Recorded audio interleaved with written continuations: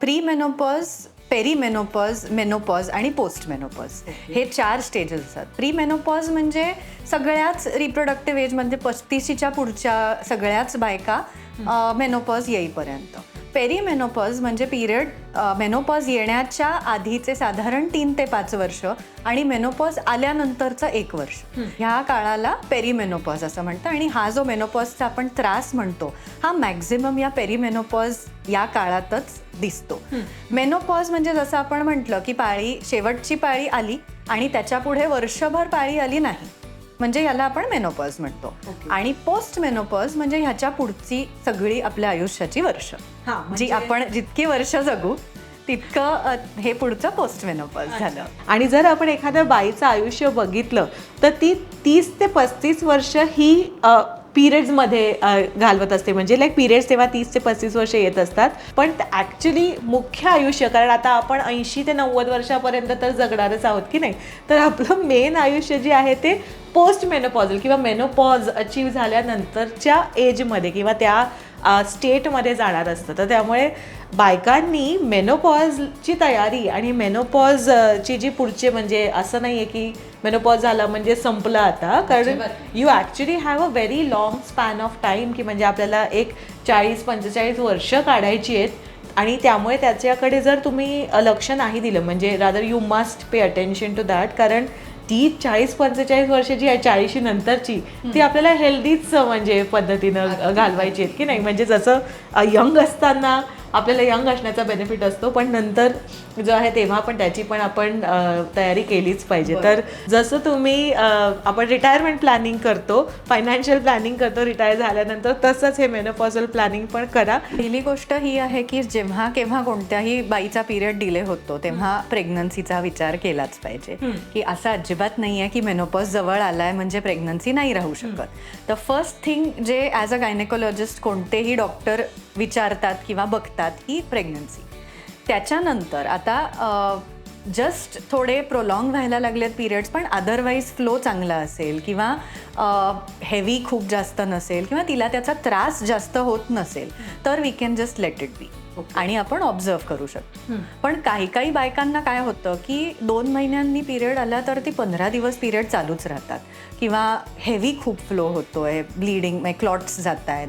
तर असं जर होत असेल तर डेफिनेटली आपल्याला त्याच्या काही इतर तपासण्या करून बघाव्या लागतात. वी नीड टू ॲड्रेस की काय नक्की ह्याचं कारण असू शकतं, की फक्त मेनोपॉजवर ते टाकून चालत नाही, कारण ह्या वयामध्ये इवन आपल्याला काही गायनेकोलॉजिकल कॅन्सर्स किंवा प्री कॅन्सरस कंडिशन्स याचाही विचार करावा लागतो. त्यामुळे डिपेंडिंग ऑन तिचे काय सिम्पटम्स आहेत, जर का फक्त असं असेल की ठीक आहे आधी माझी पिरियड्स महिन्याला येत होते आणि आता 2-2 महिन्यांनी येतात, तर we need not do anything about it. Screening of course हा वेगळा त्याच्यातला भाग झाला, आपण त्याच्यावर बोलूच, पण सिम्पटम्स दुसरे काही नसतील तर we can just let it be आणि ऑब्झर्व. नमस्कार, मी अमिता. वेलकम टू तुमचं आमचं सेम असतं पॉडकास्ट.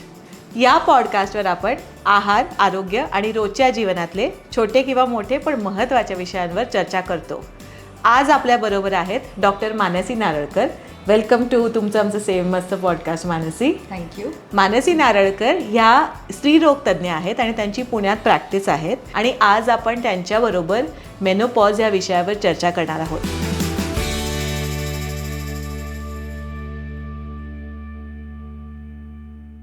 मी जेव्हा ह्या आधी एक एपिसोड केला होता तेव्हा तुमच्यापैकी बऱ्याच लोकांनी सांगितलं की मेनोपॉजवर जरा आम्हाला एक डेडिकेटेड एपिसोड हवा आहे.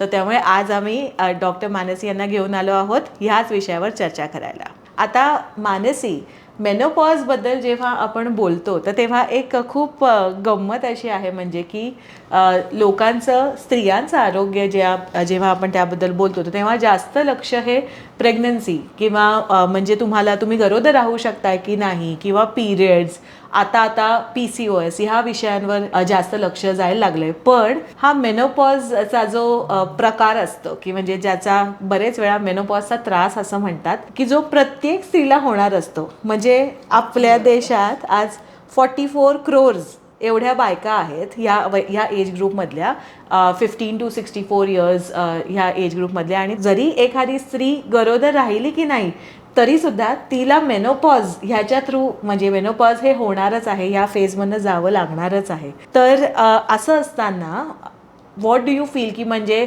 मेनोपॉजबद्दल आपल्याला किती जास्त अवेअरनेस करायला हवंय आणि म्हणजे माहिती आहे का लोकांना मेनोपॉज काय असतं त्याबद्दल? अमिता बरोबर म्हणाली की मेनोपॉज हे प्रत्येक स्त्रीला सामोरं जावं लागणार आहे मेनोपॉजला. आणि त्याच्यासाठी आपली जी तयारी आहे मेनोपॉजची, ही मेनोपॉज आल्यावर बघू असं करून चालणार नाहीये. आपल्याला खूप आधीपासून किंवा 30शी पासूनच मेनोपॉजची तयारी करणं गरजेचं आहे. ओके. तर थोडक्यात मेनोपॉज म्हणजे काय की आपली मासिक पाळी ही कायमची बंद होणं. आणि 1 वर्ष झालं आणि तुमची पाळी आली नाही तर त्याला आपण मेनोपॉज म्हणतो. ओके, म्हणजे तेव्हा होतं काय, पाळी अचानक बंद का होते आपली? प्रत्येक स्त्रीच्या शरीरामध्ये किती स्त्रीबीज म्हणजे एग्ज असतात ते तिच्या जन्माच्या वेळेला ठरलेलं असतं. जसं जसं वय वाढतं तसं प्रत्येक सायकलमध्ये त्यातल्या काही एग्ज किंवा त्यातले काही स्त्रीबीज एंटर होतात. प्रेग्नन्सी राहिली तर ऑफकोर्स त्याचं बाळ बनतं, नाही राहिली तर ते डिजनरेट होऊन जातात. असं करत करत तो जो साठा असतो तो संपत येतो. आणि तो संपला की आपल्या शरीरातले आता इस्ट्रोजन नावाचं एक हॉर्मोन असतं जे आपण ऐकलं असेल त्याच्याबद्दल. त्याचे आता सबटाईप्स असतात, इस्ट्रोन, इस्ट्राडिऑल आणि इस्ट्रायॉल हे असे 3 त्याचे सबटाईप्स असतात. तर इस्ट्राडिऑल जे E2 असतं ते रिप्रोडक्टिव्ह एज ग्रुप म्हणजे आपल्या प्रेग्नन्सी वगैरे जी राहण्याचा काळ असतो तेव्हा हे इस्ट्राडायॉल किंवा E2 हे जास्त ॲक्टिव्ह असतं. आणि मेनोपॉज नंतर इस्ट्रायॉल की E3 नावाचं जे हॉर्मोन असतं ते जास्त ॲक्टिव्ह असतं. ते ओव्हरीजमधनं प्रोड्यूस होण्यापेक्षा ते पेरिफेरल कन्व्हर्जन म्हणजे आपल्या फॅट्स किंवा याच्यामधनं जे कन्वर्ट होतं त्यांनी हे इस्ट्रायॉल नावाचं हॉर्मोन जास्त वाढतं. आणि जे इस्ट्राडिऑल जे ओव्हरीजमधनं बनत असतं त्याची संख्या किंवा त्याचं प्रमाण कमी झालं की मेनोपॉज येतो.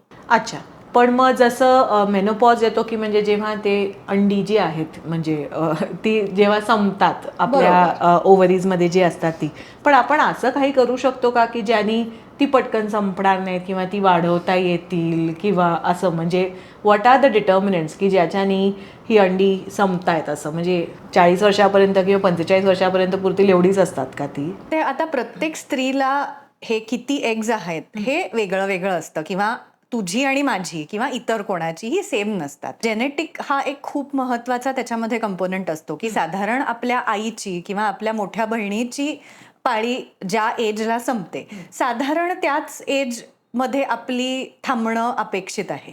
किंवा मेनोपॉज हे काही बायकांना प्रीमॅच्युअर मेनोपॉज आपण म्हणतो किंवा अर्ली मेनोपॉज येतो की 30शीत किंवा सध्या मी खूप केसेस बघते स्पेशली फर्टिलिटी प्रॅक्टिसमध्ये की AMH नावाचा जो हॉर्मोन असतो जो आम्ही किती एग्ज आहेत हे डिटरमाइन करायला वापरतो तो AMH बऱ्याच तरुण मुलींचा की ज्या 20शीत असतात 30शीत असतात खूप कमी झालेला असतो. तर याच्यामध्ये जेनेटिक कंपोनंट ऑफकोर्स एक आहे, पण आपल्या सराउंडिंग्समध्ये किंवा आपण जितके बाकी केमिकल्स किंवा chemicals is a very wrong word because everything is a chemical, but chlorofluorocarbons किंवा अ लॉट ऑफ पोल्युटंट्स, पेस्टिसाइड्स ह्या सगळ्या गोष्टी ज्या आपल्या सराउंडिंग्समध्ये आहेत ज्या आपण नकळत कन्झ्युम करतोय किंवा आपल्या शरीरामध्ये त्या जात आहेत, छोटे मॉलिक्युल्स त्याचे जे आहेत ते, आणि त्याच्यामुळे लवकर मेनोपॉज यायला लागला आहे बऱ्याच बायकांना.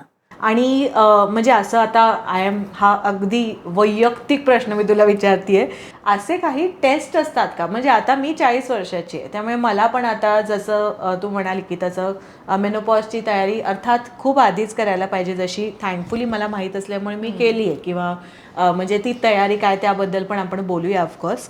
पण असे काही टेस्ट असतात का की ज्याने मला कळेल की आता पुढे जाऊन किंवा 2-1 वर्षात मला मेनोपॉज होणार आहे किंवा मला लाईक यू नो माझे जे बीज आहेत म्हणजे अंडी आहेत ती आता संपत आली आहेत, असे काही एखादी ब्लड टेस्ट वगैरे काही असते का? आता AMHनी आपल्याला अंदाज येऊ शकतो की आपले एग्स संपत आले आहेत का, पण त्याच्यानंतरही किती वेळ लागेल, किंवा FSH सिरम FSH नावाचा एक हॉर्मोन असतो, तो मेनोपॉज नंतर वाढतो.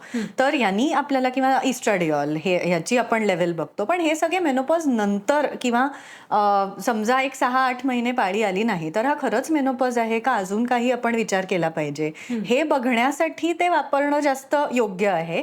कारण आपल्याला असं प्रेडिक्ट नाही करतात. जरी AMH कमी आला तरी आपण नाही म्हणू शकत की हा आता 1 वर्षात तुझी पाळी थांबेल बरं का. तर त्याला प्रत्येक बाईला किती वेळ लागेल हे ज्याचं त्यालाच, म्हणजे इट इज अ व्हेरी इंडिव्हिज्युअलाइज्ड गोष्ट असते ही.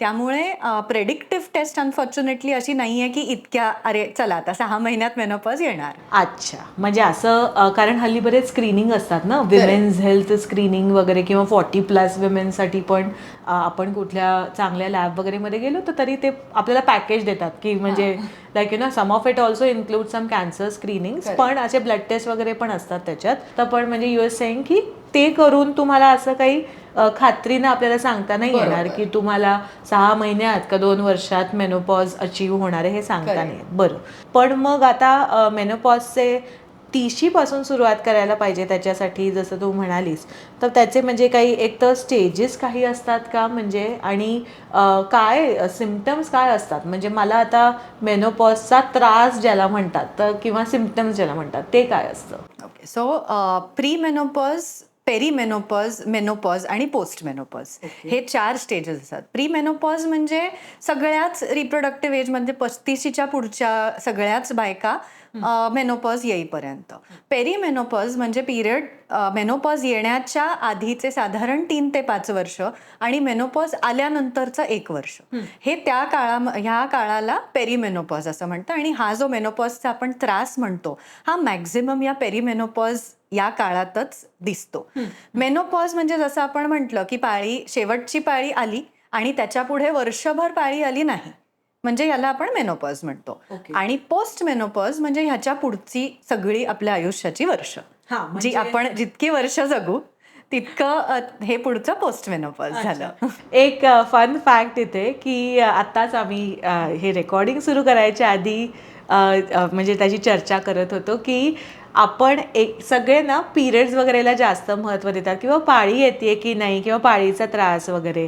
आणि जर आपण एखाद्या बाईचं आयुष्य बघितलं तर ती 30 ते 35 वर्ष ही पिरियड्समध्ये घालवत असते. म्हणजे लाईक पिरियड्स तेव्हा 30 ते 35 वर्ष येत असतात, पण ॲक्च्युली मुख्य आयुष्य, कारण आता आपण 80 ते 90 वर्षापर्यंत तर जगणारच आहोत की नाही, तर आपलं मेन आयुष्य जे आहे ते पोस्ट मेनोपॉझल किंवा मेनोपॉज अचीव्ह झाल्यानंतरच्या एजमध्ये किंवा त्या स्टेटमध्ये जाणार असतं. तर त्यामुळे बायकांनी मेनोपॉजची तयारी आणि मेनोपॉजची जी पुढचे, म्हणजे असं नाही आहे की मेनोपॉज झाला म्हणजे संपलं आता, कारण you actually have a very long span of time, की म्हणजे आपल्याला एक 40-45 वर्ष काढायची आहेत. आणि त्यामुळे त्याच्याकडे जर तुम्ही लक्ष नाही दिलं, म्हणजे rather you must pay attention to that, कारण ती 40-45 वर्ष जी आहे 40 नंतरची, ती आपल्याला हेल्दीच म्हणजे पद्धतीनं घालवायची आहेत की नाही. म्हणजे जसं यंग असताना आपल्याला यंग असण्याचा बेनिफिट असतो, पण नंतर जो आहे तेव्हा पण त्याची पण आपण तयारी केलीच पाहिजे. तर जसं तुम्ही आपण रिटायरमेंट प्लॅनिंग करतो, फायनान्शियल प्लॅनिंग करतो रिटायर झाल्यानंतर, तसंच हे मेनोपॉझल प्लॅनिंग पण करा. तेच आम्ही तुम्हाला आणि कसं करायचं ते जरा सांगतो. बरं, आता जसं तू म्हणाली की याचे स्टेजेस असतात की पेरीमेनोपॉज, मेनोपॉज किंवा असं, तर मला जरा प्री मेनोपॉजबद्दल विचारायचं आहे. आता जसं आपण बघतो की आपण मोठे होतो तसे, आता म्हणजे माझं तरी असं झालं की मला आधी जसा पिरियड्सचा खूप त्रास व्हायचा, मग मी मोठे झाले किंवा एकदा म्हणजे माझा मुलगा झाल्यावर मग माझा पिरियडचा त्रास जो आहे तो कमी झाला. पण आता मी बघते की आधी जर माझी 4 दिवसाची सायकल, म्हणजे 4 दिवस माझा पिरियड असायचा किंवा माझी पाळी असायची, आता ती मे बी 3.5 दिवसाची झाली आहे वगैरे असं. हा जो बदल असतो त्याला आपण प्री मेनोपॉज म्हणू शकतो का? खरं तर प्रत्येक बाईची पाळी ना ही वय जसं वाढतं तशी चेंज होऊ शकते. आणि तसा जर कन्सिस्टंट चेंज राहिला तर आपण त्याला ॲबनॉर्मल म्हणणार नाही. फ्लो कमी होणं हे एक लक्षण डेफिनेटली असू शकतं. पण पिरियड हे इरेग्युलर होणं किंवा 2 पिरियड्स मधला जो काळ आहे तो वाढत वाढत जाणं हे खरं तर मेनोपॉजचं किंवा पेरीमेनोपॉजचं लक्षण असू शकतं. की समजा तुला दर 28 दिवसांना पाळी येत असेल तर जसं आता तुझं वय वाढेल किंवा तू मेनोपॉजच्या जवळ जाशील तशी कदाचित तुला 35 दिवसातनं यायला लागेल, 40 दिवसातनं यायला लागेल, मग 2-2 महिन्यांनी येईल, असंही होऊ शकतं. तर पिरियड्स प्रोलॉंग होणं किंवा पिरियड्सच्या मधला काळ हा वाढत जाणं हेही एक प्री मेनोपॉज किंवा पेरीमेनोपॉजचं लक्षण असू शकतं.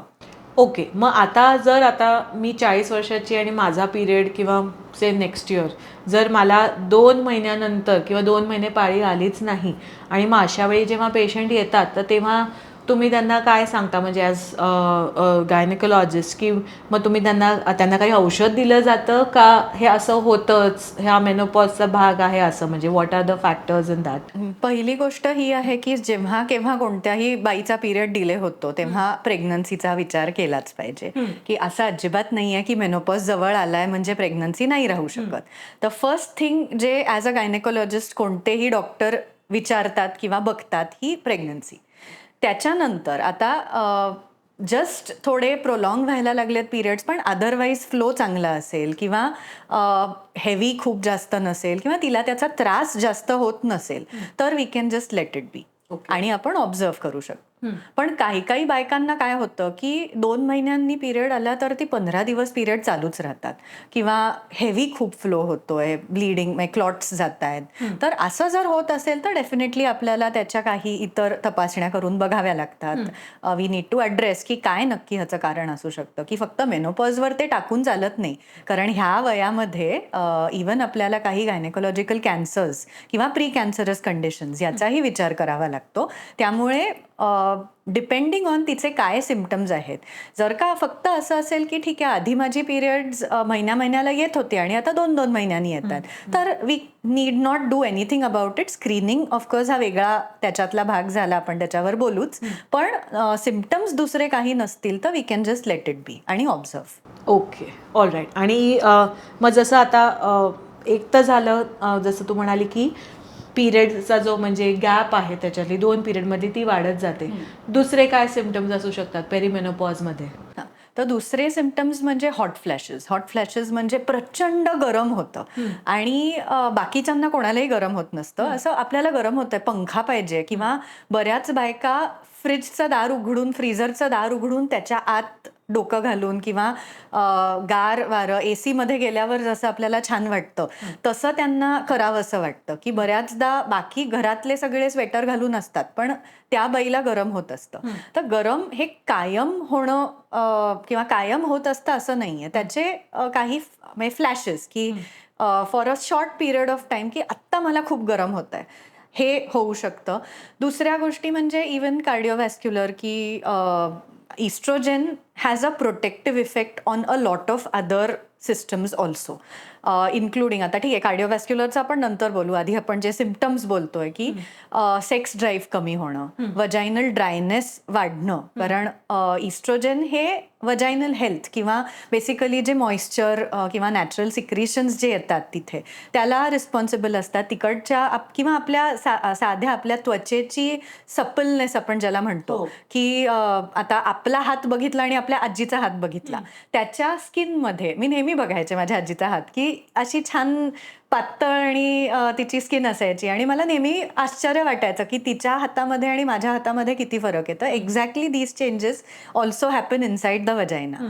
तर तो ड्रायनेस वाटणं किंवा त्यामुळे रिपीटेड इन्फेक्शन्स होणं, युरिनरी इन्फेक्शन्स, कधी कधी नकळत युरिन होणं, त्याला इनकॉन्टिनन्स असं आपण म्हणतो की 2 प्रकारचे इनकॉन्टिनन्स हे प्रायमरीली दिसतात. कधी कधी स्ट्रेस इनकॉन्टिनन्स म्हणजे आपल्याला खोकला आला किंवा जोरात हसलो की नकळत युरिन होते, त्याला स्ट्रेस इनकॉन्टिनन्स. आणि दुसरं अर्ज इनकॉन्टिनन्स की अर्जन्सी की आपल्याला आता युरिन लागली असं वाटतं पण आपण बाथरूममध्ये पोचायच्या आतच ती होऊन जाते, तर त्याला अर्ज इनकॉन्टिनन्स म्हणतात. तर अशा हे काही सिम्पटम्स मेनोपॉजमुळे होऊ शकतात. चिडचिडेपणा, मूड स्विंग्स हे खूपच कॉमन आहे की कारण इस्ट्रोजन किंवा आता बेसिकली आपली जी बायकांची जी एक फिगर मानली जाते, estrogen is responsible for that figure.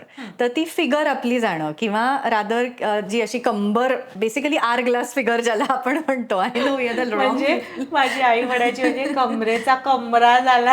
हा एक्झॅक्टली. ते होणं सो की पोट म्हणजे सुटणं किंवा आता बेसिकली वजन वाढणं हा एक एंटायरली डिफरंट इश्यू आहे. पण बेसिकली जी बायकांची oestrogen has a protective effect जसं आपण बोलत होतो on a lot of systems, ज्याच्यामध्ये जी बायकांची टिपिकल फिगर, दुसरं म्हणजे ब्रेस्ट हेल्थ किंवा ब्रेस्ट सॅग होणं काही किंवा ब्रेस्ट एकूणच सगळ्या ऑर्गन्स किंवा सगळ्या टिश्यूजचं जे इलॅस्टिसिटी असणं ती कमी होणं, केस गळणं किंवा त्वचेच्या इतर चेंजेस होणं, ड्रायनेस वाढणं त्वचेची, ह्या सगळ्या आहेत. कार्डिओव्हॅस्क्युलर म्हणजे आपल्या heart basically good cholesterol bad cholesterol जे आपण बोलतो, तर त्याच्यातल्या गुड कोलेस्ट्रॉलचं प्रमाण हे इस्ट्रोजनमुळे बायकांना हे नॅचरल प्रोटेक्शन असतं की 30 किंवा मेनोपॉझल प्री मेनोपॉझल की रिप्रोडक्टिव्ह एज मधला माणूस आणि बाई याच्यामध्ये बाईला इस्ट्रोजनमुळे किंवा इस्ट्राडिओलमुळे अल्टिमेटली कमी रिस्क असते आणि that is because of her gender, she has a protective role.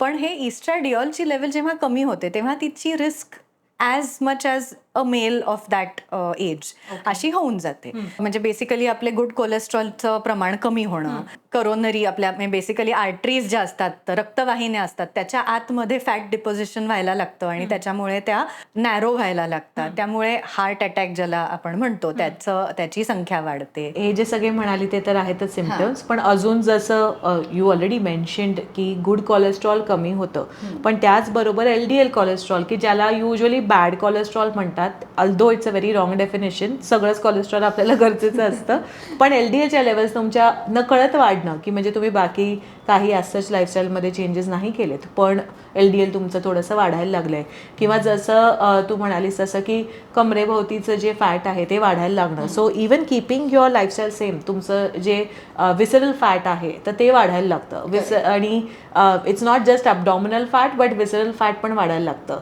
आणि हा दोन्हीतला फरक म्हणजे त्याच्याने विसरल फॅट वाढल्यामुळे तुमचे बाकी जे ऑर्गन सिस्टम्स आहेत की म्हणजे विसरल फॅट म्हणजे काय की आपले जे सगळे ऑर्गन्स आहेत, म्हणजे आता लिव्हर आहे किंवा आपलं ॲबडॉमिन आहे म्हणजे पोट, तर त्याच्या भोवतीचं जे फॅट आहे ते त्याचा थर जो आहे चरबीचा थर तो वाढायला लागतो. तसं जेव्हा होतं म्हणजे तुम्हाला ते इट्स बिकॉज ऑफ द एस्ट्रोजनचा जो प्रोटेक्टिव्ह इफेक्ट सगळीकडेच असतो आणि त्यात तो कमी व्हायला लागल्यामुळे हे फॅट वाढायला लागतं. अजून एक गोष्ट होते बायकांमध्ये, म्हणजे हे मी माझ्याकडे येणाऱ्या ज्या मेनोपॉझल एज किंवा पेरीमेनोपॉजच्या ज्या बायका असतात त्यांच्यात मी खूप जास्त बघते ते म्हणजे त्यांची अँझायटी खूप वाढते. आधीपेक्षा तुमचं अँझायटी, डिप्रेशन, इन्सोमनिया म्हणजे त्याला जीव घाबरल्यासारखं होणं किंवा आपल्याला काही खूप जास्त कशाचं टेन्शन येणं किंवा स्ट्रेस येणं, त्याला जे अँझायटीचे प्रकार म्हणतात ते, किंवा क्लिनिकल डिप्रेशनच्या आपण केसेस वाढणं या वयात जास्त वाढतात किंवा तसे डायग्नोसिस जास्त वाढतं. इवन इन्सोमनिया म्हणजे तुम्हाला झोप न लागणं किंवा झोपेत, कारण एक तर हॉट फ्लॅशेस पण होतात, तर म्हणजे बरेच वेळा असं होतं की तुम्ही झोपला आहात पण अचानक तुम्हाला हॉट फ्लॅश आला, खूप गरम व्हायला लागला, त्यामुळे तुम्ही असे घामाघूम होऊन उठता, मग त्यांनी पण तुमची जी झोप डिस्टर्ब होते. आणि ऑफकोर्स तुम्हाला जे मेंटल हेल्थवरचे किंवा अँझायटी वगैरे असेल तर त्यांनी पण झोप न येणं किंवा तुम्हाला झोप न लागणं, म्हणजे मी जाऊन झोपतीये पण मला झोप लागतच नाहीये, नुसते विचार म्हणजे थॉट स्पायरल्स पण वाढणं, असे पण बरेच प्रकार होतात वेन यू हॅव मेनोपॉज किंवा पेरीमेनोपॉज टिपिकली कमिंग अप. अजून एक सांगायचं म्हणजे की जसं ब्लड प्रेशरमध्ये पण इम्पॅक्ट बघतो की नाही, की हायपरटेन्शन पण वाढायला लागतं तुमचे केसेस त्याच्या, so because of the impact on heart वगैरे. अथेरोस्क्लेरोसिस पण जसं तू ऑलरेडी एक्सप्लेन केलंस की तुमचे आर्टरीजमध्ये जे फॅट आहे तर ते त्याचे डिपॉझिट्स वाढतात. आणि अलॉंग विथ दॅट जर तुम्ही आधीपासून व्यायाम नसेल केलेला तर तुमचा म्हणजे बोन डेन्सिटी जी आहे, कारण जर असं म्हणजे मला लहानपणी आठवतं की जेव्हा म्हणजे my mom when she was my age, त्या वयात जेव्हा होती ती, तर तेव्हा सारखं आपलं दरवर्षी जाऊन बोन डेन्सिटी करून यायचं आणि मग बघायचं की अरे आपल्याला ऑस्टिओपोरोसिस तो नेहमीच असतो असं, तर त्याला दुर्लक्ष करणं म्हणजे that was a thing.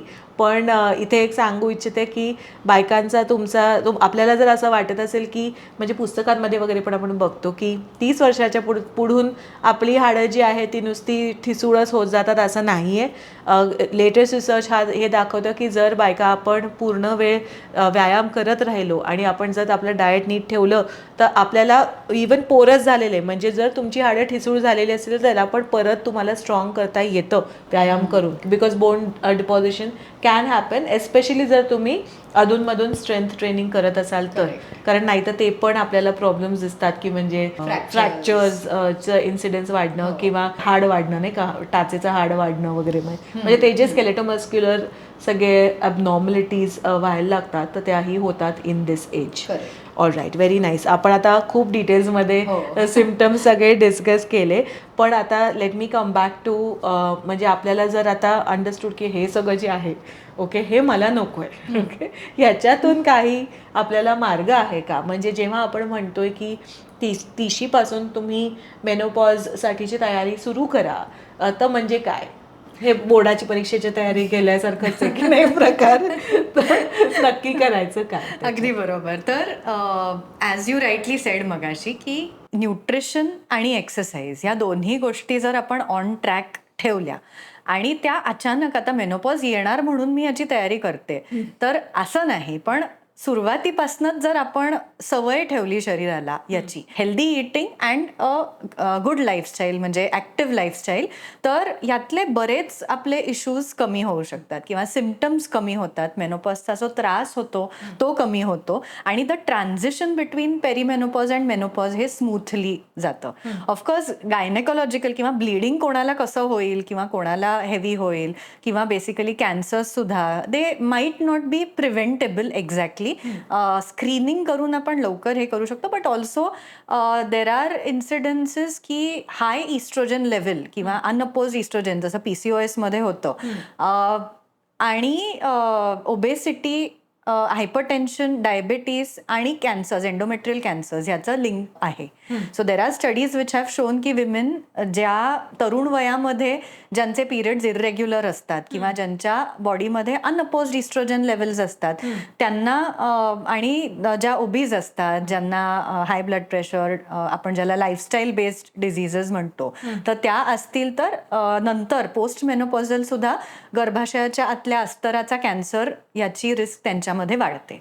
So this is also a protective factor की त्याच्यामध्ये हेल्दी बॅलन्स डाएट खाणं, प्रोटीनचा इंटेक आपला ठेवणं, of course I let you talk about it more than me, आणि एक्सरसाइज म्हणजे strength training as well as cardio हे दोन्ही इन इक्वल इम्पॉर्टन्स आपण दोन्हीलाही दिला पाहिजे. कारण असं म्हटलं जातं कधी कधी की बायकांनी वेट्स उचलू नये किंवा बायकांनी फक्त कार्डिओ करावा की तुम्हाला ती अशी जी बायकी फिगर जी इस्ट्रोजन आपलं देतं तर ती मेंटेन करण्यासाठी तुम्ही वजन उचलू नका किंवा तुम्ही स्ट्रेंथ ट्रेनिंग करू नका, तर त्यांनी कदाचित कॉर्टिसॉल वाढेल किंवा असं जे असतं. पण दॅट इज ॲब्सोल्युटली रॉंग की बायकांनीही स्ट्रेंथ ट्रेनिंग करणं तितकंच गरजेचं आहे, बिकॉज आपले muscles are what are going to protect your joints if you fall. तर developing a strong skeletomuscular structure हे आपल्या हातात असतं. Having said that, it is never too late to start. की असं नाहीये की अरे आता माझा मेनोपॉज आला म्हणजे आता मी नाही करू शकत सुरू, असं अजिबात नाहीये. तुम्ही कधीही सुरू करू शकता आणि डेव्हलपिंग अ गुड हेल्थ किंवा good skeletomuscular health is in our hands. I will let you talk about this more, कारण द डाएट आणि the exercise aspect of it करूया. पण त्याआधी मला तुम्हाला सगळ्यांना सांगायचंय, डॉक्टर मानसी आणि मी आम्ही दोघीही भरपूर वजन उचलतो आणि मला खात्री आहे की आपण काही पुरुषासारखे दिसत नाहीये, नाही की नाही? तू तर इनफॅक्ट क्रॉसफिट करतेस, तू क्रॉसफिट चॅलेंजेस वगैरे मध्ये पण जातेस, क्रॉसफिट गेममध्ये पार्टिसिपेट करतात डॉक्टर मानसी. सो आणि मी पण स्ट्रेंथ ट्रेनिंग करते, मी पण भरपूर व्यायाम करते रोजच, म्हणजे as a part of our life. आणि ते आम्ही का करतो, कारण आम्हाला माहिती आहे की हा प्रकार जर आपल्याला म्हणजे मेनोपॉजचे हे सगळे सिम्पटम्स जे आहेत ते अनअवॉइडेबल आहेत. म्हणजे जर आपल्याला असं नाही ना मी म्हणू शकत, किंवा कोणी पण बाई म्हणू नाही शकत की मला मेनोपॉज नकोय. It's not a choice. ते होणारच आहे. तर जर तसं होणारच आहे तर त्याची तयारी करा पहिल्यापासून. आणि म्हणून आम्ही पण व्यायाम करतो. तर तसंच तुम्ही पण जर व्यायाम करत नसाल तर प्लीज करायला लागा. ही पहिली गोष्ट व्यायामाची. आणि स्ट्रेंथ ट्रेनिंग जसं आम्ही दोघीही सारखं सांगतोय की आठवड्यातनं 2 ते 3 वेळा तरी तुम्ही लिफ्ट करा. म्हणजे जरी असं नाही म्हणते की डॉक्टर मानसी करतात तसे हेवी वेट्स लिफ्ट करा, किंवा लाईक यू स्टार्ट खूप असं वजनदार उचलायचं अशातला भाग नाही आहे. पण जरी तुम्ही छोटे डंबेल्स आणून जरी सुरुवात केलीत घरच्या घरी व्यायाम करायला तरीसुद्धा ते पुरेल. त्याने तुम्हाला फायदाच होईल. तुमचं आरोग्य जे आहे ते चांगलंच होईल. डाएटचं सांगताना म्हणजे एक आता ना रिसेंटली एक पेपर पब्लिश झाला 2 महिन्याआधीच ॲक्च्युली. तर त्याच्यात एक खूप इंटरेस्टिंग फाइंडिंग होते की ज्याच्यात आपल्याला असं वाटतं की टिपिकली एखाद्याने प्रोटीन इंटेक जे घ्यायचं आहे ते साधारणपणे 0.6 किंवा 0.7 to 0.1 gram per kg body weight असं आपण म्हणतो. बायकांसाठी 0.8 ॲक्च्युली असतं. पण जर तुम्ही पेरिमेनोपॉझल असाल, म्हणजे पेरिमेनोपॉझल असाल म्हणजे एक तर पहिली गोष्ट हा शब्द वाईट नाही आहे. मेनोपॉझल जर मी असेल तर मी तर टी शर्ट घालून फिरेन की मी मेनोपॉझल आहे, की म्हणजे I am now living the best life, की मला आता हा पिरियड वगैरेचा जो दर महिन्याला होतोय सीन सगळा तो संपला बाबा. So now I am free to live my life. But तुम्ही जर म्हणजे दॅट रिसर्च वॉज सेईंग की जर तुम्ही पेरिमेनोपॉजचा जर तुम्हाला जास्त म्हणजे सिम्पटम्स जे आहेत आपण जे म्हटलं आता त्याला सगळे त्रास म्हणतात, but those are symptoms of perimenopause की नाही. तर ते जर तुम्हाला मॅनेज करायचं असतील तर बायकांनी 2 gram per kg body weight जर आपण घेतलं तर तुम्हाला त्याच्याने जास्त बेनिफिट होणार आहे असं. अर्थात हे जे आहे 2 gram per kg body weight हे this is for people who are ideal or near ideal body weight, की म्हणजे तुम्ही ओव्हरवेट जर नसाल, तुमचं फॅट टोटल फॅट जे आहे ते साधारणपणे 25 ते 30% मध्ये जर असेल तर then you are like scale म्हणजे आपण जे जिममध्ये BMI म्हणतात but it's actually a body analysis, fat analysis. तर त्याच्यात जर तुमचं तेवढं फॅट असेल तर मग then you should be taking 2 gram per kg body weight असं फाइंडिंग आहे. की म्हणजे ते जर तुम्ही घेतलं तर त्याचा जास्त प्रोटेक्टिव्ह बेनिफिट होतो. कारण जसे आपण ॲज वी आर एजिंग, कारण एजिंगचा बिग इम्पॅक्ट हाच आहे ना की आपले मसल्स वीक व्हायला लागतात, म्हणूनच आपण एवढं लिफ्टिंग करतो किंवा व्यायाम करतोय. तर त्याला जर आपण जास्त प्रोटीनचा आधार दिला तर त्याने आपल्याला जास्त पटकन बेनिफिट्स दिसायला लागतात. किंवा मेनोपॉजमध्ये बघायचं म्हणजे, correct me if I am wrong, पण it's not about seeing benefits की म्हणजे मला आत्ता जे आहे त्याच्याहून एकदम छान काहीतरी वेगळं होणार आहे पण मला त्रास किंवा मला तो सिम्पटम्स नाही होतेत, इज ऑल्सो प्रोग्रेस, राईट. की म्हणजे आपल्याला तुम्ही हिला होत आहेत हॉट फ्लॅशेस पण थँकफुली मला होत नाही आहे. That for me would be like tremendous मला तसा त्रास नाही होते किंवा सिम्पटम्स होते. ओके. आणि where food is concern, primary जे तुम्ही ज्याच्याकडे लक्ष द्यायला पाहिजे, प्रोटीन तर झालंच पण omega-3 फॅटी ॲसिड्स जे असतात तुमचे. सो omega-3, मॅग्नेशियम, झिंक आणि फायबर ह्या 4 गोष्टींकडे जर आपण लक्ष दिलं, आणि का बरं ह्या 4, मी आयर्न किंवा कॅल्शियम वगैरे बद्दल का नाही बोलते, कारण ज्या ज्या पदार्थ म्हणजे आपल्याला दिसतात सर्वसाधारण लाईक इन नेचर किंवा स्टँडर्ड फूड जे आपण बघतो, तर जे जे टिपिकली मॅग्नेशियम आणि झिंक रिच आहे ते कॅल्शियम रिच पण असतंच ते फूड. किंवा जे omega-3 रिच आहे तर त्याच्यात तुम्हाला by default you are either getting more protein किंवा तुम्हाला जास्त त्याच्यातनं मॅग्नेशियम आणि झिंक मिळत असतं. तर त्यामुळे ह्या ज्याच्यातनं तुम्हाला फायबर मिळतंय तर खूप वेळा, जसं नाचणी फॉर एक्झाम्पल, नाचणीचं सत्व मे बी नॉट, पण नाचणीची भाकरी जर तुम्ही खात असाल तर नाचणीतनं तुम्हाला फायबर पण मिळतंय, कॅल्शियम पण मिळतंय, you are also getting your magnesium आणि गेटिंग युअर झिंक असं. सो या 4कडे जर आपण लक्ष दिलं म्हणजे ह्याला ऑप्टिमाइज करा की तुम्हाला जे प्रोटीन तुम्ही घेताय तर ते तर असलंच पाहिजे ऑन पॉईंट किंवा जास्त एरवीपेक्षा, आणि त्याचबरोबर हे तुम्ही मॅग्नेशियम, झिंक, फायबर आणि omega-3 ह्या 3 न्यूट्रियंट्सकडे जर लक्ष दिलं की हे कशात जास्त आहे हे जर बघून तुम्ही ते पदार्थ खाल्लेत तर तुम्हाला खूप म्हणजे बेनिफिट होईल. कारण हे बाकी जे सगळे त्रास आहेत म्हणजे omega-3 आपल्याला हार्टचे जे इश्यूज आहेत त्याच्यापासून वाचवतं. अजून एक सिम्पटम हे पण असतं ना की तुमचे एनर्जी लेवल्स खूप कमी होतात, आपल्याला असं एक जनरल अशक्तपणा किंवा फटीग असं येणं किंवा काही करावं असं नाही वाटणं असं पण होतं, डिसइंटरेस्ट जो असतो, आणि that also translates to your sexual drive and everything. आपण त्याच्याबद्दल पण बोलूया. पण ते जर तुम्ही त्याच्यासाठी ओमेगा 3 जर तुम्हाला डाएटमध्ये जर असेल, म्हणजे तुम्ही नॉन व्हेजिटेरियन असाल तर तुम्ही फिश वगैरे खाऊच शकता, पण नाही तर तुम्ही ओमेगा 3 जर सप्लिमेंट घेतलं तरीही काही हरकत नाही आहे, ते पण is very good for every one असं. तर तुम्ही ते जरी घेतलं तरी तुम्हाला बेनिफिट राहील. आणि मॅग्नेशियम झिंक फायबरकडे जर लक्ष दिलं तर तुम्हाला त्याने जास्त फायदा होतो. तर हे प्रायमरी न्यूट्रियंट्स आहेत. आणि काय अवॉइड करायचं जर आपण म्हटलं तर तुम्ही कॅफीन म्हणजे कॉफी, जे तुम्हाला म्हणजे कॅफीन तुम्हाला कॉफीतनं मिळत आहे. हल्ली आपण बरेच वेळा ना प्रोटीन बार्स किंवा शेक सगळे जे असतात त्याच्यात पण खूप वेळा कॅफीन असतं. तर जर बायकांनी एस्पेशली कॅफीनवाले जे पदार्थ आहेत ते म्हणजे घेऊ नाहीत, especially all of these other दुसऱ्या प्रोडक्ट्समध्ये पण किंवा कोला वगैरेमध्ये पण कॅफीन असतं, तर ते अवॉइड केलेलं बेस्ट आहे. एक्सेसिव्ह शुगर इनटेक पण तुम्ही नाही केला पाहिजे, कारण जो अल्ट्रा प्रोसेस्ड फूड्समधनं जो मिळतो, मी अल्ट्रा प्रोसेस्ड फूड्स काय असतात हे प्रोसेस्ड फूड्सवाले व्हिडिओ एपिसोडमध्ये समजवलं आहे, तुम्ही तो बघितला नसेल तर तो जाऊन बघा बरं का, ह्या एपिसोड नंतर. ओके. पण अल्ट्रा प्रोसेस्ड फूड जर अवॉइड केले तर त्यांनी पण तुमचं जे ओव्हरऑल सॉल्ट इनटेक आहे ते पण कमी होतं, कारण हार्ट प्रोटेक्टिव्ह आहेच. जर तो आपलं मिठाचं प्रमाण आपण कमी केलं तर शुगर फॅट सगळंच कमी होतं. So avoiding all of those collage and soft drinks जे आहेत ते कॅफीन अवॉइड करा. आणि अल्कोहोल म्हणजे very interesting recent finding is की तुम्ही जर आपल्याला असं म्हणजे बायकांना असं वाटायचं किंवा जर वाटत असेल तर की ठीक आहे जसं पुरुषासारखंच म्हणजे if I am having alcohol, okay, तर जसा त्याच्या शरीरावर इम्पॅक्ट होतो तसाच माझ्या शरीरावर इम्पॅक्ट होतो, तर तसं नाही आहे. बायका मेटाबॉलिझम खूप वेगळं आहे. एक्झॅक्टली. सो अल्कोहोल जर तुम्ही कन्झ्युम करत असाल तर म्हणजे 40 वर्षाचा पुरुष आणि 40 वर्षाची स्त्री, तर त्या स्त्रीला जास्त त्रास होणार आहे त्या अल्कोहोल कन्झम्पशनमुळे, आणि त्याचे लॉंग टर्म इम्पॅक्ट जे आहेत दे are much worse where your heart is concerned असं. आणि अजून एक म्हणजे की smoking also needs to be avoided. तर त्यामध्ये येतं तुम्ही, आणि रिक्रिएशनल ड्रग्स अजिबात नाही. म्हणजे इट्स अनफॉर्च्युनेट की आपल्याला असं ते सांगायलाही लागतंय, पण हल्ली त्याचंही प्रमाण खूप वाढलं आहे, तर त्यामुळे ते पण नाही. आणि no smoking, no alcohol, limit caffeine intake, की तुम्ही तुमचे कॉफी वगैरे जे आहे ते कमी करा. चहा पिऊ शकतो का? पिऊ शकता. काही प्रॉब्लेम नाही आहे त्याच्यात, कारण थँकफुली चहात एवढं कॅफीन नसतं. पण कॉफीचे जर प्रेमी असाल तर त्याची जरा क्वांटिटी जी आहे ती कमी करा. आणि त्याहूनही महत्त्वाचं म्हणजे की जो काही आहार घेताय त्याच्याकडे लक्ष द्या. म्हणजे मग ही तुमची म्हणजे 8वीपासून IIT JEEची तयारी केल्यासारखं की तुम्ही 30-35 वर्षाचे आहात तेव्हाच हे बदल जर करायला लागलात तुमच्या डाएट आणि व्यायामात, तर तुम्हाला पेरिमेनोपॉजचा जो म्हणजे एवढे सगळे सिम्पटम्स आहेत ते जरा कमी होतील.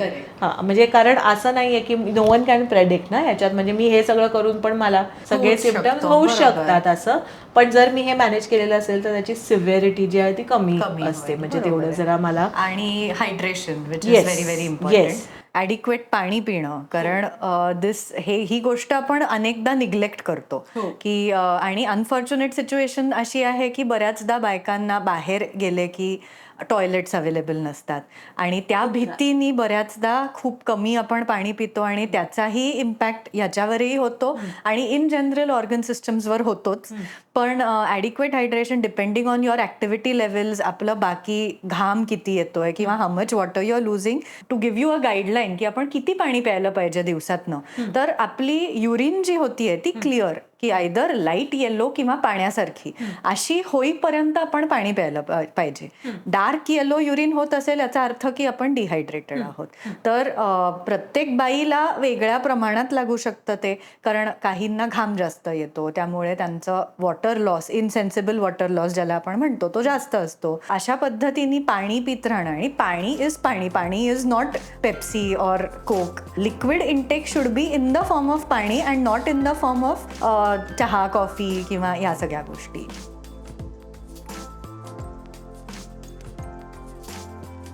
लक्षात ठेवा, हा पॉडकास्ट जो आहे तो सगळ्यांपर्यंत पोचवायची, प्रत्येक स्त्रीपर्यंत हा एपिसोड पोचला पाहिजे, म्हणजे प्रत्येक स्त्री जी आहे ती ह्याची तयारी करू शकेल आणि त्यांना त्रास होणार नाही किंवा कमीत कमी त्रास होईल ह्याची त्यांना तयारी करता येईल. याची जबाबदारी तुमची आहे.